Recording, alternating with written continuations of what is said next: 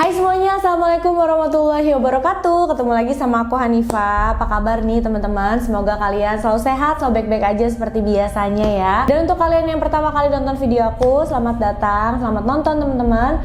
Aku upload video baru setiap hari Selasa, Kamis, dan Sabtu jam 8 malam. Jadi stay tune, jangan lupa nonton ya. Oke nih teman-teman, mungkin banyak juga dari kalian yang sama kayak aku ya. Kalau misalkan ada waktu luang, pasti kan kita pengennya nonton-nonton storytelling, cerita-cerita yang kita belum tahu, yang kisah-kisahnya tuh ya bikin kita penasaran, ya bikin kita kaget gitu kan.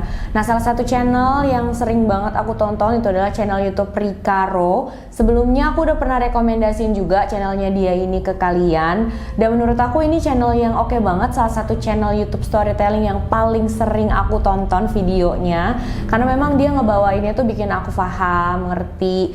Dan untuk kalian pecinta cerita-cerita true crime atau kisah-kisah misteri dari dalam negeri yang terjadi di Indonesia, itu kalian kayak harus banget memang ya kunjungin channel satu ini, channel Rikaro, karena dia ini membahas banyak banget kasus-kasus dalam negeri yang luar biasa seru juga sih ya menurut aku. Jangan lupa dikunjungin channelnya ya teman-teman, jangan lupa di subscribe juga, jangan lupa di like juga videonya kalau kalian suka. Linknya aku bantu taruh di kolom deskripsi ya teman-teman, jadi kalian bisa langsung klik dan bisa langsung nonton video-videonya. Bener-bener banyak loh kasus dalam negeri di channel ini, jadi kalau kalian suka sama kasus-kasus true crime yang terjadi di dalam negeri, entah yang viral, entah yang udah lama, pokoknya segala macam kisah-kisah dalam negeri gitu ya, kalian harus banget kunjungi channel ini, oke?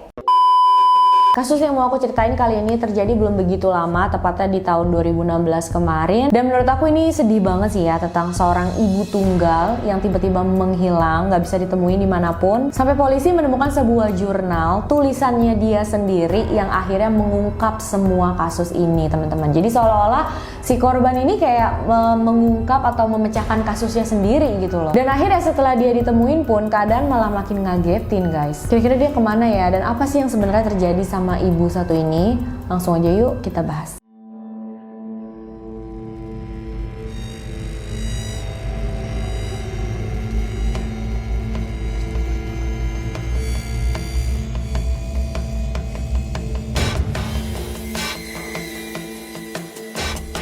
Cerita kali ini tentang seorang wanita yang bernama Tricia Todd. Dia lahir dan tumbuh besar di Florida, Amerika Serikat.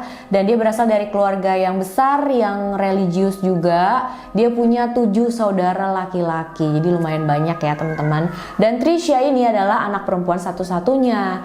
Ya benar-benar jadi kebanggaan orang tuanya lah. Dari kecil pun menurut orang tuanya, Tricia adalah anak yang pintar, dia aktif, dia ceria. Tricia adalah tipe orang yang sangat friendly, dia tuh cepet banget bersahabat sama orang lain. Dia juga dekat sama semua saudaranya, dan menurut orang-orang yang kenal sama dia, semua orang tuh ya menyukai dia karena dia tuh bener-bener baik ya sama semua orang, dia ramah sama semua orang, dia pengertian, dia sabar, selalu mengalah. Jadi wajar ya kalau semua orang tuh suka sama Tricia ini. Tricia juga punya kepribadian yang sangat bersemangat, jadi dimanapun dia berada, suasana pasti jadi ikut ceria, jadi ikut semangat gitu ya. Kalau ada pesta, teman-teman juga pasti pengen banget dia datang, karena kalau ada Tricia tuh suasana ya jadi seru aja. Di sekolah juga dia nggak punya masalah sama sekali, malah dia adalah murid yang termasuk pintar ya teman-teman. Dia punya banyak teman. Setelah dewasa, Tricia memutuskan untuk mengikuti pelatihan militer, dan dia berhasil bergabung dengan Angkatan Udara. Lalu dia menikah dengan seorang pria yang bernama Steven Williams. Steven ini adalah temannya Tricia dari dia TK. Bayangin guys, dari TK.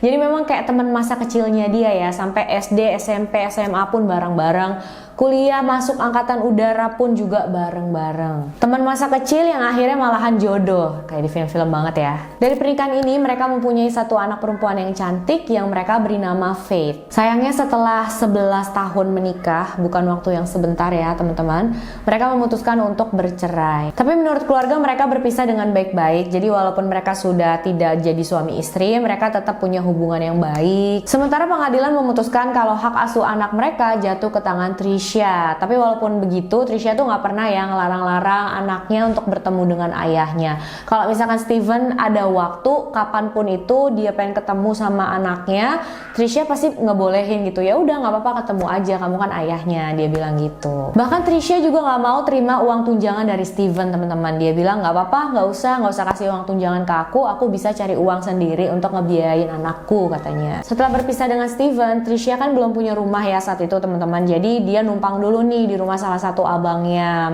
Dia sama Faith tinggal di situ sementara, cuma beberapa hari aja sampai akhirnya Trisha itu menyewa sebuah rumah dan dia dengan anaknya tinggallah di situ. Masih di daerah Florida juga nih. Dan rumahnya itu deketan sama rumah keluarganya, sama rumah abang-abangnya. Jadi maksudnya ya biar deket lah sama keluarganya. Kalau ada apa-apa juga gampang kan. Trisha keluar dari Angkatan Udara dan dia berhasil menjadi perawat bersertifikat. Dia seperti ingin buka lembaran baru gitu ya sama anaknya. Dan semua orang yang kenal sama Trisha ya, mereka tuh pasti bilang kalau Trisha adalah ibu yang sangat-sangat berdedikasi. Dia tuh sayang banget sama anaknya.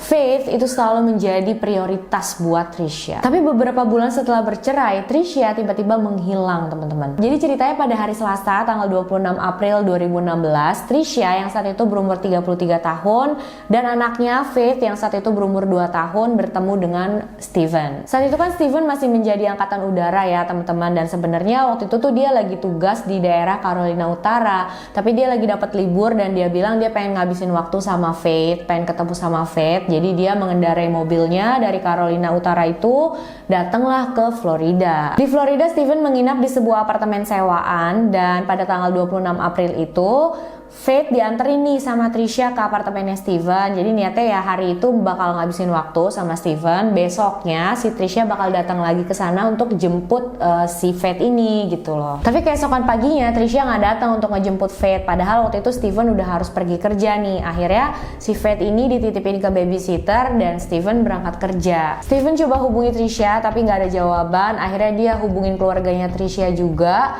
dan keluarganya ternyata nggak tahu juga Trisha lagi ada di mana, teman-teman. Akhirnya salah satu abang Trisha tuh telepon ke tempat kerjanya Trisha terus tanya apa Trisha ada di sana dan ternyata Trisha nggak datang kerja hari itu, teman-teman. Dan hal ini benar-benar nggak biasa ya, teman-teman, karena si Trisha itu bukanlah tipe orang yang sering bolos terus misalkan nggak masuk tanpa ada kabar kayak gini. Bingung dong mereka ya, akhirnya disamperin lah ke rumahnya Trisha. Ternyata di rumahnya itu nggak ada Trishanya, tapi ada mobilnya dia. Mobilnya itu terparkir di depan jalanan rumahnya dan menurut abangnya ini aneh banget karena biasanya ya Trisha tuh parkir mobil pasti di garasi gitu, di dalam, di depan rumahnya.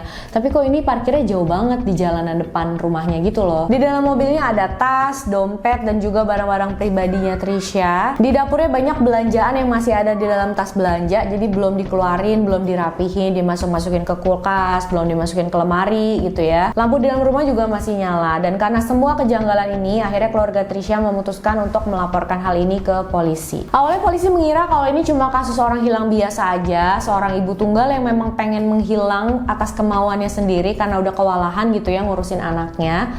Tapi lama-lama polisi tuh menemukan banyak bukti, banyak petunjuk yang aneh dan bikin mereka yakin kalau ada sesuatu yang nggak beres nih. Polisi nggak bisa nemuin aktivitas apapun di akun banknya Trisha, kredit cardnya dia, handphonenya, media sosialnya. Polisi mulai cari-cari petunjuk lain lagi dan mereka menemukan satu rekaman CCTV dari sebuah supermarket. Di rekaman itu terlihat kalau Trisha sempat belanja di supermarket itu di malam dia menghilang. Dan belanjaan yang dia beli di supermarket itu masih ada dalam rumah yang tadi ada di dapur tuh, teman-teman, masih dalam tas belanja itu ya, belum dirapihin. Ada saksi juga yang bilang sama polisi kalau dia melihat Trisha mengendarai mobilnya meninggalkan rumah di malam kejadian, teman-teman. Semua bukti yang polisi temukan saat itu menunjukkan kalau Trisha kayaknya malam itu mau pergi sebentar doang ya. Dia nggak niat mau pergi lama karena lampu rumah dalamnya nggak dimatiin, belanjaannya juga belum dia rapihin gitu kan. Saat polisi periksa riwayat panggilan telepon di handphonenya Trisha, mereka tahu kalau malam itu, malam kejadian itu, Trisha berencana untuk datang dan menemui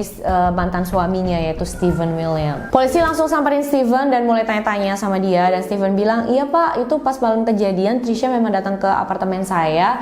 Dia cuma pengen ngeliatin Faith. Itu pun sebentar aja, habis itu dia langsung pergi. Saya pikir dia langsung pulang ke rumah. Harusnya juga Trisha keesokan paginya tuh ngejemput Faith gitu, bawa dia pulang, tapi Trisha nggak datang. Akhirnya saya titipin Faith ke babysitter dan saya berangkat kerja," kata Steven. Habis tanya seperti itu, polisi pun langsung pergi karena memang saat itu nggak ada yang harus dicurigai ya dari Steven. Steven tuh sama sekali nggak kelihatan mencurigakan. Dia mau diajak kerja sama, dia baik, dia kayak pengen membantu banget gitu ya. Dia tuh terlihat sebagai mantan suami yang pengen tahu aja di mana sih keberadaan ibu dari anakku. Plus Steven juga bersedia untuk mengikuti tes poligraf atau tes kejujuran, teman-teman, dan dia lolos tes itu. Apalagi Steven juga nggak pernah bermasalah dengan hubungan hukum sebelumnya, sekalipun tuh nggak pernah gitu. Dia selalu lulus dari sekolah, dari kuliah dengan gelar kehormatan. Terus di tempat kerja juga dia orang yang baik gitu ya, orang yang terkenal, nggak ada masalah. Jadi memang yang saat itu polisi nggak ada alasan sama sekali untuk mencurigai Steven. Mereka nggak nemuin motif apapun untuk Steven berusaha menyakiti Trisha. Apalagi mereka juga berpisah dengan baik-baik kan. Saat itu polisi pasti kebingungan karena mereka nggak punya petunjuk apa-apa lagi dan mereka pengen banget tahu gitu Trisha kemana, ada apa sama dia. Sampai akhirnya polisi menemukan jurnal atau buku harian online milik Trisha, teman-teman. Dalam jurnal online milik Trisha itu mereka menemukan beberapa hal yang mereka belum tahu gitu ya. Di antaranya bahwa ternyata Trisha itu menjalin hubungan dengan seorang pria setelah dia bercerai dengan Steven. Tapi pria itu sudah punya istri dan di jurnalnya Trisha bilang, "Aduh, aku rasa ini bakalan berbahaya. Ini adalah hubungan yang bakal membahayakan aku," Trisha bilang. Pastinya polisi satu curiga dong, jangan-jangan menghilangnya Trisha ini berhubungan sama cinta segitiga itu gitu ya, perselingkuhan yang dilakukan Trisha dengan pria ini. Polisi nggak langsung samperin pria itu, mereka awasin dulu dari jauh, mereka ikutin pria ini kemanapun pergi. Mereka berharapnya pas mereka lagi ngikutin terus tiba-tiba Trisha muncul juga gitu ya, Trisha lagi ada sama si pria ini. Tapi mereka tetap nggak bisa nemuin keberadaan Trisha dan mereka juga nggak nemuin apapun yang aneh. Akhirnya setelah mereka melakukan beberapa pemeriksaan yang teliti sama pria ini, mereka interview pria ini juga beberapa kali, mereka bisa yakin mencoret pria ini dari daftar tersangka. Karena pertama dia punya alibi yang kuat, kedua memang tidak ada bukti apapun yang bisa menghubungkan antara pria ini dengan menghilangnya Trisha. Terus ada satu lagi, di buku harian Trisha polisi juga nemuin satu hal yang bahkan keluarga Trisha aja tuh nggak pernah tahu. Kalau ternyata mantan suami Trisha, Steven William, punya sisi gelap yang orang lain pasti nggak bakal kira gitu. Trisha bilang di jurnalnya itu kalau mantan suaminya Steven William adalah seorang pria yang suka menganiaya dia, entah secara fisik, entah secara perkataan, suka mukulin dia. Bahkan Steven ini katanya itu pernah membunuh hewan piaraannya si Trisha sebanyak 3 atau 4 kali gitu teman-teman. Jadi Trisha ini punya anjing. Nah kalau misalkan si Steven ini lagi kesel sama dia, Steven bakal memperlihatkan kontrol yang dia punya ke Trisha dengan membunuh hewan peliharaannya Trisha di depan mata dia langsung. Polisi mulai menggali lebih dalam lagi dong tentang keterlibatannya Steven ya teman-teman. Dan pada saat itulah mereka menemukan beberapa bukti yang memberatkan Steven. Pertama, mereka dapat laporan dari seorang saksi yang bilang kalau di malam kejadian dia melihat Steven sedang mengendarai mobilnya Trisha. Ini nggak pernah dia ceritain ke polisi ya teman-teman. Dia kan ceritanya dia ketemu sama Trisha di apartemennya aja, terus Trisha pulang, udah gitu aja kan. Salah satu tetangga Trisha juga punya CCTV di depan rumahnya dan di rekaman CCTV tersebut bisa memperlihatkan kalau di malam kejadian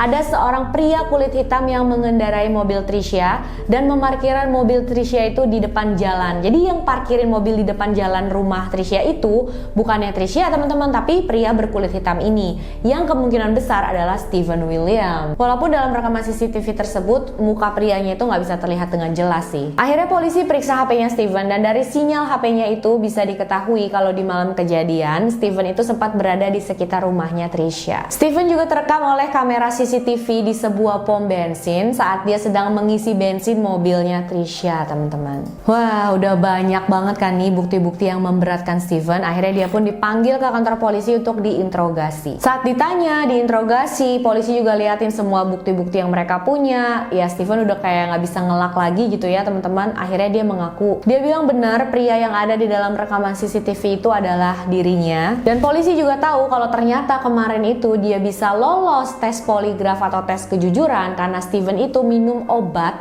yang bisa mengelabui tes kejujuran. Jadi kalau tes kejujuran itu kan kita bakal dipasangin alat untuk ngecek, untuk membaca detak jantung kita, denyut nadi dan juga pernafasan kita ya. Nah kalau pada saat menjawab semua pertanyaan dikasih sama petugas, detak jantung, denyut nadi dan juga pernafasannya itu stabil, berarti orang itu menjawab dengan jujur. Tapi kalau misalkan gak stabil, itu kemungkinan besar orang itu sedang berbohong gitu loh. Jadi kemungkinan orang bisa lolos dari tes poligraf ini ada 2. Yang pertama, dia itu psikopat yang memang gak bisa bereaksi dengan pertanyaan apapun. Dia gak bisa bereaksi walaupun dia sedang bohong, dia sedang sedih, dia sedang marah gitu ya. Dia gak punya rasa itu. Atau orang tersebut minum obat tertentu yang bisa bikin detak jantung, denyut nadi dan juga pernafasannya dia itu stabil-stabil stabil aja untuk sementara. Nah, menurut Steven, dia memakai obat tersebut saat tes poligraf, jadi ya dia bisa lolos, dia bisa stabil-stabil aja, dia bisa tenang-tenang aja. Dan Steven juga bilang sama polisi, itulah kenapa tes poligraf itu nggak bisa diandalkan. Sementara pengakuannya Steven tentang kronologi kejadian tuh berubah-ubah, tapi sayangnya yang jelas Tricia itu sudah meninggal. Pertama, Steven bilang dia menemukan Tricia sudah dalam keadaan meninggal, dan karena takut disalahin, akhirnya dia mutusin untuk membuang jasadnya Tricia itu. Tapi setelah itu pernyataannya berubah lagi. Dia bilang dia lagi bertengkar sama Tricia, terus dia nggak sengaja nonjok Tricia, tapi kekencengan sampai akhirnya Tricia jatuh dan meninggal. Steven bilang dia nggak bermaksud membunuh Tricia, semuanya kecelakaan aja. Setelah itu Steven buang jasadnya Tricia di sebuah area terpencil. Setelah dikasih tahu areanya sama Steven, tim investigasi langsung samperin ke sana. Mereka coba cari-cari jasadnya Tricia di sana, tapi sayangnya setelah 5 minggu dihabiskan untuk mencari, anjing pelacak diturunin, ribuan petugas juga diturunin untuk mencari, mereka tetap nggak bisa menemukan jasadnya Tricia, teman-teman. Sedangkan Steven saat itu sudah ditangkap sama polisi. Dia didakwa atas pembunuhan tingkat 1 kepada Tricia Todd. Tapi saat itu Steven dan pengacaranya menawarkan satu kesepakatan nih sama tim investigasi. Dia bilang dia bakalan kasih tahu secara spesifik di mana dia menyembunyikan jasad Tricia. Tapi sebagai gantinya, kalau nanti jasad Tricia sudah berhasil ditemuin, hukuman terhadap dia, dakwaan terhadap dia itu harus diturunin. Dari yang tadinya pembunuhan tingkat 1 diturunin jadi pembunuhan tingkat 2 gitu, teman-teman. Yang pastinya hukumannya juga jadi lebih ringan. Dan saat itu karena prioritas tim investigasi memang untuk menemukan jasadnya Tricia, dikembalikan ke keluarganya supaya bisa dimakamkan dengan layak, akhirnya tim investigasi menerima kesepakatan dari Steven ini. Setelah kesepakatannya sudah resmi, Steven langsung ceritain sama polisi semuanya. Dia kasih tahu di mana dia menyembunyikan jasad Tricia juga. Dan saat Steven menceritakan kronologinya, itu bikin polisi kaget juga ya. Pas Steven kasih tahu gimana dia membunuh Tricia, ya benar-benar polisi kaget banget. Steven bilang saat itu dia mencekik Tricia hingga tewas. Habis itu dia potong, dia mutilasi tubuh mantan istrinya ini menjadi potongan-potongan kecil pakai gergaji mesin.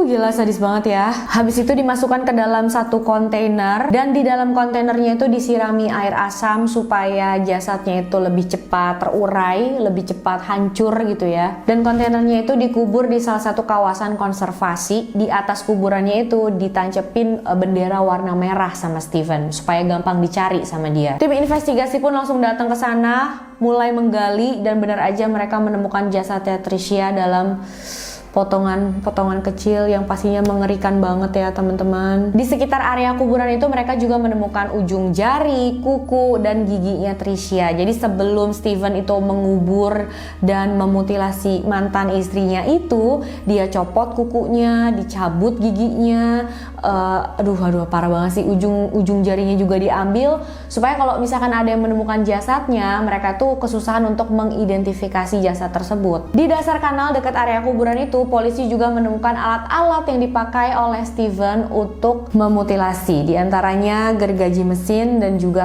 tang yang dipakai untuk mencabut gigi Tricia. Di alat-alat tersebut masih ada rambut dan juga sedikit kayak daging gitu ya teman-teman, dan setelah diperiksa sama tim investigasi itu benar milik Tricia. Bahkan polisi juga bisa tahu kalau ternyata pembunuhan ini bukan yang gak disengaja sama Steven, tapi Steven sudah merencanakan semuanya ini. Gimana polisi bisa tahu? Karena ternyata acid atau air asam yang dipakai dibubuhi ke jasadnya Tricia, gergaji mesin yang dia pakai, tangnya itu juga Steven sudah beli saat dia berada di Carolina Utara gitu loh teman-teman. Jadi dia memang ya sebelum datang ke Florida pun, sebelum bertemu dengan Tricia pun, dia sudah mempersiapkan semua alat-alatnya. Jadi ya itu menunjukkan kalau dia datang ke Florida bukan bawa ketemu sama anaknya, tapi memang sudah berencana untuk membunuh Tricia. Saat ditanya sama polisi, apa sih motif kamu ngelakuin hal sesadis ini sama mantan istri kamu sendiri, sama ibu dari anak kamu? Dan Steven bilang karena dia ingin mendapatkan hak asuh Faith secara penuh, hak asuh anaknya secara penuh. Gila banget sih menurut aku ya. Kalau emang dia sayang sama anaknya, pasti Steven gak akan membunuh ibu dari anaknya. Dia tahu anaknya bakalan hancur dan sedih banget pastinya kan. Steven William dinyatakan bersalah atas pembunuhan tingkat 2 kepada Tricia Todd, dan dia dijatuhi hukuman selama 35 tahun penjara. Tim investigasi sempat bilang kalau misalkan mereka tahu lebih lebih awal bahwa apa yang dilakukan Steven, pembunuhan yang dilakukan ke Tricia ini adalah pembunuhan yang memang sudah direncanain sama Steven, dan detailnya pun sesadis itu, mereka nggak akan menerima kesepakatan dari Steven ini, teman-teman. Mereka pasti mencari hukuman mati gitu untuk Steven, tapi karena saat itu mereka nggak tahu dan mereka emang pengen banget gitu ya nemuin jasad Tricia supaya bisa dimakamin dengan layak oleh keluarganya. Jadi ya tim investigasi menerima kesepakatan itu. Dan untuk Faith, akhirnya dia diadopsi sama salah satu abangnya Tricia yang bernama Jonathan, dan Jonathan ini juga punya anak yang seumuran sama Faith, dan mereka berdua itu akur banget, mereka berdua deket banget. Ya ada sisi baiknya juga ya, akhirnya ya Faith ini bisa menjalani kehidupan masih bareng sama keluarga juga gitu loh. Semoga mereka bisa merawat Faith dengan baik ya teman-teman, dan Faith juga bisa punya kehidupan yang lebih baik, dapat kasih sayang yang berlimpah gitu loh dari omnya, dari keluarganya. Dan yang paling miris, aku nggak ngebayangin sih ya pas nanti si Faith ini udah besar, dia tahu gimana cerita yang sebenarnya, dia tahu gimana ibunya meninggal, yang ngelakuin tuh ayahnya sendiri. Aduh ya ampun, semoga dia bisa kuat, kehidupannya bisa jauh lebih baik. Dan ada satu lagi yang menurut aku ini penting juga ya teman-teman. Jadi ayahnya Tricia dan juga abangnya Tricia, mereka bilang kalau mereka itu sudah memaafkan Steven William. Walaupun mereka hancur dan sakit banget pastinya, tapi mereka itu adalah orang yang memang sangat taat beragama ya teman-teman, dan mereka yakin kalau dengan memaafkan hidup mereka tuh bisa jadi lebih tenang. Makanya mereka tuh sampai bilang sama keluarganya Steven kalau mereka sudah memaafkan Steven atas apa yang dia lakuin. Ya menurut aku sih luar biasa banget sih. Kalau aku ada di posisi mereka ya aku belum tentu gitu bisa maafin orang yang udah mencabik-cabik anakku sendiri gitu kan istilahnya. Tapi bener juga sih ya, memaafkan itu memang kunci ketenangan hidup. Ya pokoknya mudah-mudahan kita nggak pernah dihadapin sama situasi kayak gini. Cerita yang ironis banget ya. Mereka temenan dari kecil, dari TK. Kalian bayangin gak sih? Orang yang jadi sahabat kita dari kecil, jadi pacar, jadi suami, habis itu jadi orang yang membunuh kita juga, yang mengambil nyawa kita juga gitu. Kalau menurut kalian gimana sih tentang kisah ini? Jangan lupa komen ya apa pendapat kalian. Aku pengen banget denger. Makasih udah nonton videonya sampai akhir. Jangan lupa like, subscribe, dan share video ini sebanyak-banyaknya juga biar aku makin semangat bikin videonya. Untuk kalian yang mau request juga boleh ya. Silahkan kirim DM ke Instagram aku, HanifaStories92. Oke? Sampai jumpa di video selanjutnya guys. Bye-bye!